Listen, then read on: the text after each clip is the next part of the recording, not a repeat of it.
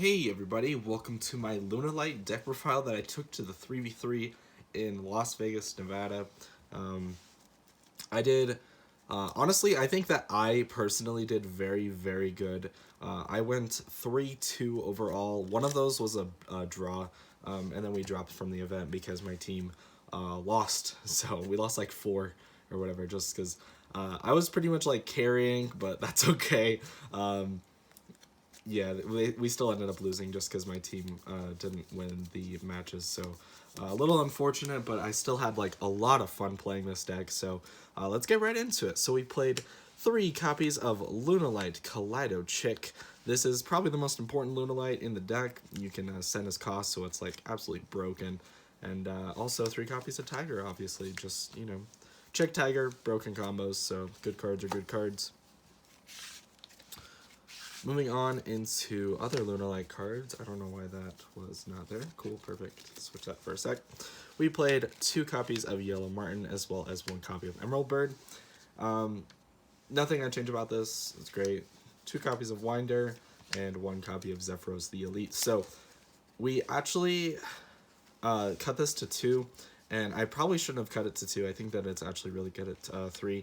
I just didn't want to see it in multiples, but I still think that like playing it at 3 is probably better, so I'll definitely have to like play around the ratios there.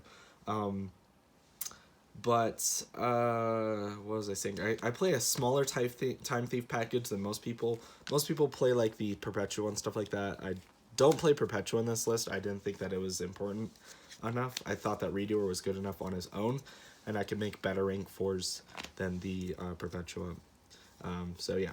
Playing the only hand trap in our deck is going to be Gamma, as well as 1 driver to go along with it. Fantastic. Absolutely nothing I'd say about that. Amazing.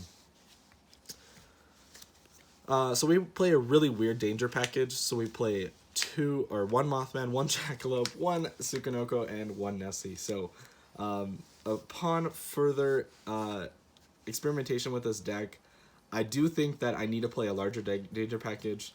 My thought process was that if I draw 2 dangers, I pretty much have my whole package. Like, I can discard the Nessie, search the Jack, and then if one of these get hit, then like if the Jack gets hit, then I special Mothman, and like I'm out of my whole deck with that. But like, I don't know, it's just like I really don't like Mothman, which is really the main issue here. I feel like every time I play Mothman, it gets hit in my hand, so I decided to cut it down to just 1. But it still was very important to summon off Jackalope because you can make rank 4s with it. So I think that moving forward, I might up the Tsukunoko to 2 and might up the Jackalope to 2, as well as the Winder. But we're going to have to see in multiple, different iterations of this deck. So, yeah. Next, we play 3 copies of Tenki, 3 copies of Perfume, and 3 copies of Allure of Darkness. So this is just, like, super consistency. Allure of Darkness was actually terrible. Like, there were times where it was, like, definitely, like, good. The whole idea was to use the Kaleido Chick, banish the Kaleido Chick with the Allure, and then, like, you know, if they have a monster with 2,000 or less attack, then you can go ahead and make double, go into the battle phase, use double to search, and then you can just attack for game. Like, it's literally, like, that was the idea. But, it only came up, like, once. So I definitely think that I should cut the allures altogether. I think, like, yeah, they're consistency cards, but there were maybe 2 or 3 times where I blind allured and I had to discard my whole hand. So just absolutely sucks, and I really don't like allure. So either up the danger count or just cut allure entirely. I can't decide exactly what I want to do. Maybe I'll just play like 2 allures or something, which is kind of like a dumb idea, but whatever. Moving on, we play triple Foolish Goods. Also, yeah, I'll go back to the allure thing. When you have like multiple allures in your hand, it's terrible. So maybe like cutting this to 2 is fine. There was one game where I drew 3, and so I like had to blind allure, and like it was just terrible. And like when you blind allure and you don't draw what you need, you just have to scoop, because like I'll have like a Gamma, a Tiger, and like a Winder, or like a Gamma, a Tiger, and like a driver or something in my hand, and I'll have a lure, and I'm like having to blind allure. Sure, I can activate the Tiger so it doesn't get discarded, but like everything else in my hand just sucks. But yeah. Anyways, Foolish Burial Goods as well as a Foolish Burial. More just consistency cards. all these are fantastic. Sometimes the Foolish Burial wasn't super impactful, like drawing at late game, but that's okay because like it just sets up your plays, and I still think that it's really good. So those are good cards. Next, another card that I think I want to cut. 2 copies of Call by the Grave. I mean, it didn't really come up where I wanted to banish my opponent's cards. I didn't really see it as much as I would have liked to see it at the times that I would have liked to see it, but that's okay. It's like, I'll probably still keep it in for at least a moment, but I might cut it in a little bit. Last 2 spell cards that we play is 1 copy of Galaxy Cyclone as well as 1 Double or Nothing. Everyone's playing Mystic Mine right now when they're siding, so Galaxy Cyclone is actually really important. There was a game against the Shaddoll player, game number 3 actually, and it was really stupid because I was up, we were 1-1, and I was going to win the game. I had the tempo, I had the card advantage, I had everything. He top decks turn 5 or something. He top decks Mystic Mine, activates it, and he says, if you don't have it out, I'm decking you out. And I was like, well, I sided out my Galaxy Cyclone, so we had to scoop it up, obviously, so that sucks. But upon further inspection, I guess, I probably could have waited till I drew the Cyframe Driver or Danger Nessie, because I don't think I used Zephyros this game, so I could have waited till I drew one of these, and then linked my monsters into a smaller board, because I had 3 monsters, so I probably would just make a Phoenix or make a Unicorn or something, and then tributes for Driver or tribute for Nessie, and then I could just go ahead and use Zephyros to bounce said Zephyros or Driver or Nessie to my hand, and then at that point, oh wait, I guess the Zephyros would summon itself back, huh? Never mind, that wouldn't work, so never mind. But I mean, it does tribute, so you can definitely get these off the board, but yeah, I guess Zephyrosing for stuff like that doesn't work. Never mind. I don't know what I was thinking there. That was a small brain moment. Anyways, for trap cards, we play a Shade Brigadine, Serenade Dance, and a Time Thief Retrograde. Yeah, just really good cards. Retrograde is actually way better than a lot of people think.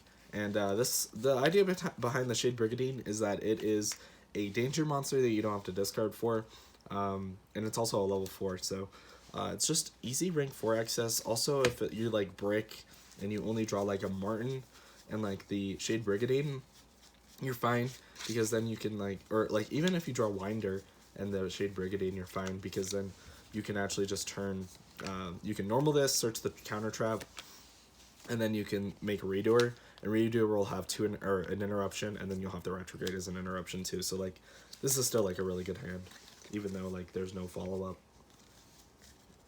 Redoer is a fantastic card. Sorry about that. Moving on into the extra deck, we play lots of rank 4s. So we play Utopia Double and Utopia, obviously. 1 Redoer, 1 Strix, 1 Dweller, 1 Tornado Dragon, and 1 Dugaris. So Dugaris actually didn't come up in this tournament, but it's still super, super good, so I definitely would not cut that. But yeah, Redoer is fantastic, Strix is fantastic. Tornado Dragon, I don't remember coming up, but Dweller, a lot of times you just blind Dweller, and it's enough to win you the game anyway, so blind Dwellering is great. Moving on into Link 2 monsters, we play Lambda, Phoenix, Cerberus, and IP Masquerena. So, a lot of times your ending boards Lambda, Masquerena, Abyss Dweller, and Redoer. So fantastic, with a Gamma in hand. So Masquerena is just amazing. Nothing really that I'd say about that. Cerberus and Phoenix, just Cerberus pops the Nibiru token sometimes.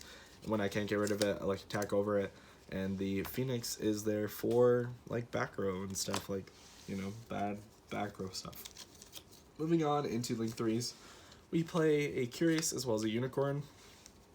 Shuffle anything. The Curious actually didn't come up, but I probably should have used it, but you can use Curious to play around Nibiru very well, because if you draw Chick Tiger Winder, you can go for the Curious line of play, and basically if they don't Nibiru you, you're making Appaloosa, going first, and then they can't negate your, they can't Nibiru you or whatever. But if they do Nibiru you when you have the Curious on field, that's fine because your Curious can add anything from your grave to your hand, so you can keep extending. So like, Curious is just really good to play around Nibiru, or I guess through it rather than around it. But for the last 2 monsters, 2 Link 4s, 1 Sword, and 1 Appaloosa. Just you know the drill. Just amazing cards.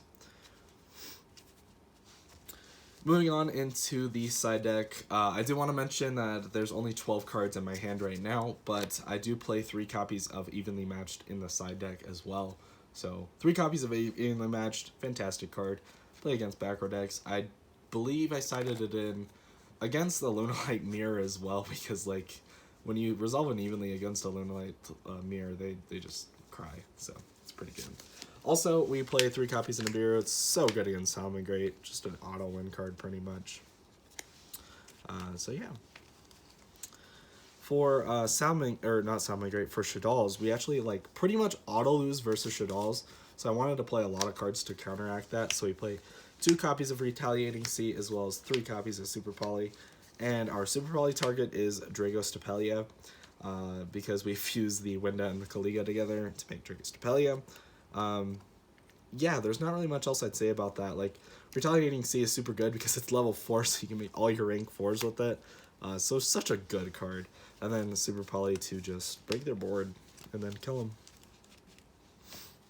And then for the last 3 cards in the side deck, Mystic Mind, which should have been a Twin Twister. And then the last 2 cards are obviously Twin Twisters. So yeah, that's going to do it for the deck profile. I think that there's like obviously some changes that need to be made with this deck. I feel like I just played some bad cards. Like playing 1 Mystic Mind, I think that was a terrible choice. I just wanted to fit something in and I wanted to try it out. Yeah, so I hope you guys enjoyed this deck profile. And if you did, go ahead and leave a like, and I'll see you guys next time.